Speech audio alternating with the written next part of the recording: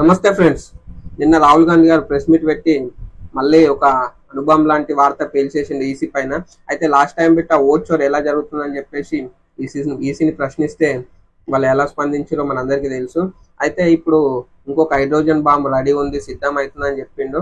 అయితే ఇది అది కాదు. అయితే అదే క్రమంలో నిన్న జరిగిన ఒక సంఘటన మొత్తం ప్రెస్ మీట్ లో రిలీజ్ చేసి చెప్పిండు. అదేందో మీకు పూర్తిగా వివరాలతో చెప్పడానికి ట్రై చేస్తాం, వినండి.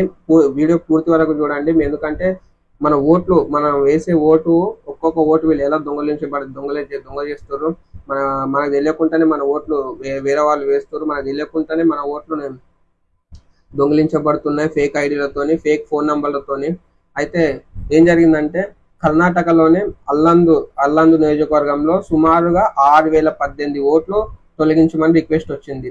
అది ఎలా వచ్చిందంటే, అది ఎలా బయటపడ్డదంటే, ఒక వ్యక్తి తన ఓటు పోయిందని చెప్పేసి బూత్ ఆఫీసర్ దగ్గరికి వెళ్ళినంట. ఆ బూత్ ఆఫీసర్ వాళ్ళ తెలిసిన అమ్మాయి ఉంటే ఆ బూత్ ఆఫీసర్ దగ్గరికి వెళ్తే ఆ అమ్మాయికి అనుకున్నంట అసలు ఎవరు రిక్వెస్ట్ పెట్టిర్రు అని చెప్పేసి అమ్మాయికి అనుకుంటే, ఆ రిక్వెస్ట్ పెట్టింది ఎవరై ఉంటారంటే ఆ బూత్ ఆఫీసర్ ఎవరైతే ఉన్నారో వాళ్ళ నైబరేనంట, వాళ్ళ పక్కన ఇంటి వాళ్ళ అమ్మ.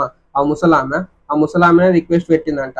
ఆ రిక్వెస్ట్ పెట్టిన ఒక్క ముసలామె ఎన్ని ఐడీలో పెట్టిందంటే, ముసలామె పేరు ఏంటంటే గోదాబాయి అని చెప్పేసి సుమారుగా ఒక్క ఆమె మొత్తం దగ్గర 12 ఓట్లు తొలగించమని చెప్పేసి రిక్వెస్ట్ పెట్టిందంట. ఈసీకి, ఎలక్షన్ కమిషన్ కి మనం ఏది కూడా డైరెక్ట్ మనం ఓటర్ ఐడి అప్లై చేసుకోవాలన్నా, ఓటర్ ఐడి క్యాన్సిల్ చేసుకోవాలన్నా బిట్ట అప్లికేషన్ పెట్టాలి. అప్లికేషన్ పెట్టిన తర్వాత మనం ఐడి, ఓటీపీ అన్ని ఎంటర్ చేస్తేనే అది అప్లికేషన్, ఓటర్ ఐడికి అప్లికేషన్ అయినా సరే తొలగించడానికి అయినా సరే ప్రాసెస్ జరుగుతుంది. అయితే ఈ ముసలామె ఏం చెప్తుందో ఒకసారి మీరే వినండి. ಇಲೆಕ್ಷನ್ ಟೈಮಿಗ ನಾ ಅರ್ಜಿ ಹಾಕಿಲ್ಲ, ನನಗ ಅದಕ್ಕೆ ಸಂಬಂಧ ಇಲ್ಲ.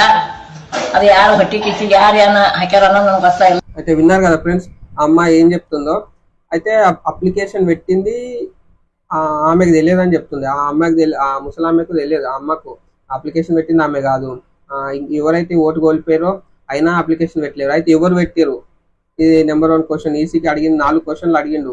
వాళ్ళకి ప్రధానంగా నాకు ఈ 4 క్వశ్చన్స్ కి నాకు సమాధానం చెప్పనని చెప్పేసి రాహుల్ గాంధీ ఈసీ ముందు ఈ 4 క్వశ్చన్స్ అయితే పెట్టిండు. ఏంటంటే ఆ అప్లికెంట్ ఎవరైతే ఉన్నారో అతను పెట్టలేడు. ఈ అప్లై మీరు ఎవరైతే చేసిరు అనుకుంటున్నారో ఆమె నేను పెట్టలేదు, నాకు సంబంధం లేదని చెప్తుంది. అయితే ఎవరు పెట్టిరని చెప్తుంది. అయితే ఇంకో విషయం ఏంటంటే, ఇవన్నీ సిస్టమేటిక్ గా ఒక టైం ప్రకారం జరుగుతున్నాయని చెప్పేసి రాహుల్ గాంధీ తెలియజేస్తుండ్రు. ఎలా అంటే దీనికోసం సపరేట్ ఒక సాఫ్ట్వేర్ తయారు చేసి ఒక ఆఫీస్ నుండి దీన్ని కంట్రోల్ చేస్తున్నారు. దీనికోసం వాడుతున్న మొబైల్ నంబర్లు అన్ని కూడా వేరే అదర్ స్టేట్ నుంచి వాడుతున్నాయి. ఇక్కడ కర్ణాటక సంబంధించిన స్టేట్ కి సంబంధించినవి కావు, వేరే స్టేట్ నుండి వాడుతున్నారు మొబైల్ నంబర్లు. ఆ ఓటీపీలు ఎవరు వాడుతున్నారు, ఆ ఓటీపీ ఎవరు జనరేట్ చేస్తారు అని చెప్పేసి రాహుల్ గాంధీ ఈసీకి ప్రశ్నించిండు. అయితే ఈ క్రమంలో ఎవరైతే ఓటు దొంగిలించబడుతున్నాయో, ఎవరైతే అప్లికేషన్ పెడుతున్నారో అందులో మెయిన్ గా మనం ఎవరైతే ఓట్లున్నాయో అలా ఓట్లు ఎవరైతే ఉన్నాయంటే అవి మెయిన్ గా దళితుల ఓట్లు అంట. దళితుల ఓట్లు, ఎస్సీ ఎస్టీ బీసీ సంబంధించిన ఓట్లు మాత్రమే పోతున్నాయంట. గిరిజన ప్రజలకు సంబంధించిన ఓట్లు మాత్రమే పోతున్నాయి. వీళ్ళు ఈ విధంగా ఇంకో క్వశ్చన్ ఇంకోటి ఏంటంటే, ఇంకో వ్యక్తి సూర్యకాంత్ అనే వ్యక్తి దాదాపుగా ఈయన 14 నిమిషాల్లో 12 ఓట్లను తొలగించమని చెప్పేసి 14 నిమిషాలలో దరఖాస్తు పెట్టిందంట. అది మీరు ఈ విషయం తెలిస్తే మీరు నిజంగా ఆశ్చర్యపోతారు. 14 నిమిషాలలో అది ఏ టైంకి పెట్టిందంటే, మార్నింగ్ 4 o'clock లేచి ఒక వ్యక్తి ఎవరైనా సరే 4 o'clock లేచి నా ఓటు తొలగించండి అని చెప్పేసి ఈసీ వెబ్సైట్ లో పెడతారా. ఒకవేళ వెబ్సైట్ లో పెట్టిన బిట్ట 14 నిమిషాలలో 12 ఓట్ల అప్లికేషన్ అవుతాయా అంటే వెబ్సైట్ వాడేటోళ్ళకి తెలుస్తుంది, కొంచెం తెలిస్తే వాళ్ళకి తెలిసి ఉంటది. ఒక్క వ్యక్తి 14 నిమిషాలల్లో 12 ఓటర్ ఐడి తొలగించమని ఎలా పెడతారని చెప్పేసి అడిగితే ఆ వ్యక్తిని రాహుల్ గాంధీ గారు డైరెక్ట్ స్టేజ్ మీద తీసుకొచ్చిండు. ఆ వ్యక్తి ఏమంటున్నాడో ఏం మాట్లాడుతున్నా ఒకసారి మీరే వినండి. అసలు ఆ వ్యక్తి పెట్టిండా పెట్టలేడా అని చెప్పేసి ఎవరైతే సూర్యకాంత్ అనే వ్యక్తి ఉన్నాడో 12 అప్లికేషన్స్ మార్నింగ్ 4 గంటలకు పెట్టిన వ్యక్తి, ఆ వ్యక్తిని స్టేజ్ పైకి పిలిపించి రాహుల్ గాంధీ గారు చెప్తారు. ఆయన మాటలు వినండి, ఆయన ఏం చెప్తుండో. Forms in 14 minutes. I'd like you to meet him. He's here. That's one of the people. That's one. Namaskar bhi aiye. Babita Chaudhary is one of the votes that he is supposed to have deleted. Aiye bhaiya. He is supposed to have deleted. This is the gentleman. Ye inka vote delete. किया जा रहा था, ये कर रहे थे, इनसे आप पूछिए, बताइए। That's our candidate. हाँ, कन्नड़ में बोलिए। ನನ್ನ ಹೆಸರು ಸೂರ್ಯಕಾಂತ್ ಗೋವಿನ. ನಾನು ಸರ್ಸಂಬ ಗ್ರಾಮದಲ್ಲಿ ನನಗೆ ನಾಲೆಜ್ ಇಲ್ಲದೆ ನನ್ನ ಹೆಸರು ಮೇಲೆ 9 ಜನರ ಲಿಸ್ಟನ್ನು ಡಿಲೀಟ್ ಮಾಡಿದ್ದಾರೆ. ಅದು ಯಾಕಂತ ಇವರು ನನಗೆ ಬಂದು ಕೇಳಿದರು, ನಮ್ಮ ಹೆಸರು ನೀವು ಯಾಕೆ ಡಿಲೀಟ್ ಮಾಡಿದ್ರಿ ಅಂತ. ಅದಕ್ಕೆ ನಾನು ನಮ್ಮ ಸಾಹೇಬ್ರಿಗೆ ಹೇಳಿದೆ, ನಾನು ಡಿಲೀಟ್ ಯಾರಿಗೂ ಮಾಡಿಲ್ಲ, ಅಪ್ಲಿಕೇಶನ್ ಕೊಟ್ಟಿಲ್ಲ, ಆದರೂ ಡಿಲೀಟ್ ಆಗಿದೆ, ಅದು ನೋಡ್ರಿ ಅಂತ. ಹಾಗಾಗಿ ತಹಶೀಲ್ದಾರ್ಗೆ ಹೋಗಿ ಕಂಪ್ಲೇಂಟ್ ಕೊಟ್ವಿ. ಮತ್ತು ಕಮಿಷನರ್ ಇದು ನಮ್ಮ ಜಿಲ್ಲಾ ಎಲೆಕ್ಷನ್ ಒಂದು ಇದಕ್ಕೆ ಕಂಪ್ಲೇಂಟ್ ಕೊಟ್ವಿ. ನನ್ನ ಹೆಸರು ಮೇಲೆ 12 ಜನರದು ಡಿಲೀಟ್ ಮಾಡಿದ್ದು ನಿಜ ಇರ್ತದೆ. విన్నారు కదా ఫ్రెండ్స్, సూర్యకాంత్ అనే వ్యక్తి చెప్పిన మాటలు. అయితే ఆయన ఏం చెప్తున్నారంటే నాకు సంబంధం లేదు, నేను పెట్టలేనని చెప్పేసి ఆయన చెప్తున్నారు. అయితే ఇంకొకటి మీరు ఆశ్చర్యపోవాల్సిన విషయం ఏంటంటే, ఇంకొక వ్యక్తి ఎవరైతే నాగరాజు అనే వ్యక్తి దాదాపు 36 సెకండ్లలో 2 అప్లికేషన్స్ పెట్టినంట. రెండు అప్లికేషన్స్. అది తెల్లవారుజామున లేచి ఇంత వేగంగా ఎలా సాధ్యమవుతుందో అని చెప్పేసి ఈసీని రాహుల్ గాంధీ గారు ప్రశ్నించారు. 4 గంటలకు ఒక వ్యక్తి 4 గంటలకు లేచి దాదాపుగా 36 సెకండ్లలో 2 అప్లికేషన్స్ పెట్టినంట. ఇది ఎలా సాధ్యమవుతుంది అని చెప్పేసి రాహుల్ గాంధీ ప్రశ్నిస్తారు. అలాగే ఇలా మొత్తం ఇది కాంగ్రెస్ పార్టీ ఎక్కడైతే ఉందో 2018లో కాంగ్రెస్ పార్టీ 10 బూతులలో ఇది జరిగిందంట.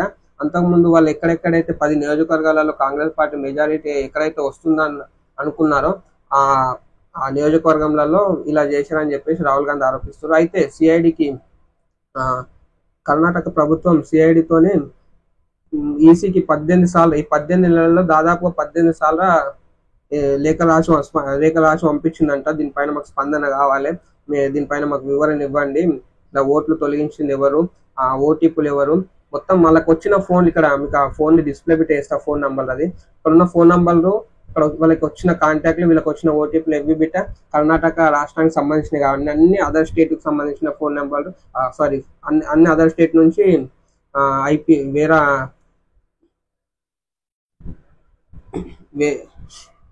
వేరే ఐపీ అడ్రస్లతోనే అవి నడుస్తున్నాయంట. అయితే రాహుల్ గాంధీ ఏం చెప్తున్నాడంటే, ఏం ఆరోపిస్తున్నాడంటే, ఆ ఫోన్ నంబర్లు ఎవరైతే యూజ్ చేసారో ఆ ఫోన్ నంబర్లు మాకు ఇవ్వండి. ఆ ఓటీపీలు ఒక వ్యక్తి దాన్ని ఆపరేట్ చేయండి, ఓటీపీలు అయితే చేయరు కదా, ఆ ఓటీపీలు మాకు ఓటీపీలు చెప్పింది ఎవరు, ఆ ఫోన్ నంబర్లు అక్కడ నుండి ఆపరేట్ అవుతున్నాయి, ఇది అంతా ఎవరు చేస్తారు, దీని వెనక ఎవరున్నారని చెప్పేసి రాహుల్ గాంధీ అయితే ప్రశ్నించిండు. అయితే దీనిపైన ఇంకా ఈసీ స్పందించలేదు. దాదాపుగా అక్కడ కర్ణాటక ప్రభుత్వం వాళ్ళు దర్యాప్తు చేసిన సిఐడికే 18 సార్లు లెటర్, మీకు అది డిస్ప్లే చేస్తే చూడండి, దాదాపుగా 18 సార్లు వాళ్ళకు లెటర్ రాసి దీని మీద స్పందించలేదంట. అందుకే ఇప్పుడు ఇది దాదాపుగా 15 నెలల నుంచి ఇది ఇట్లానే నడుస్తుందని చెప్తున్నారు రాహుల్ గాంధీ. ఇది ఇట్లానే కొనసాగుతుంది, వీళ్ళు ఇలాగే చేస్తున్నారని చెప్పేసి రాహుల్ గాంధీ ఆరోపిస్తున్నారు. అయితే దీనిపైన మీ అభిప్రాయం ఏంటో తెలియజేయండి ఫ్రెండ్స్. ఎందుకంటే 6018 ఓట్లు తొలగించడం అనేది సాధారణ విషయం కాదు అని రాహుల్ గాంధీ ఆరోపిస్తున్నారు. రాహుల్ గాంధీ కాదు, ఎవరైనా సరే ప్రశ్నించవచ్చు. నేను కాంగ్రెస్ పార్టీకి సంబంధించిన వాళ్ళు, బీజేపీకి సంబంధించిన వాళ్ళు, ఇంకో పార్టీకి సంబంధించిన వాళ్ళని కాదు. ఇది ప్రజాస్వామ్యానికి సంబంధించిన విషయం, భారత రాజ్యాంగానికి సంబంధించిన విషయము.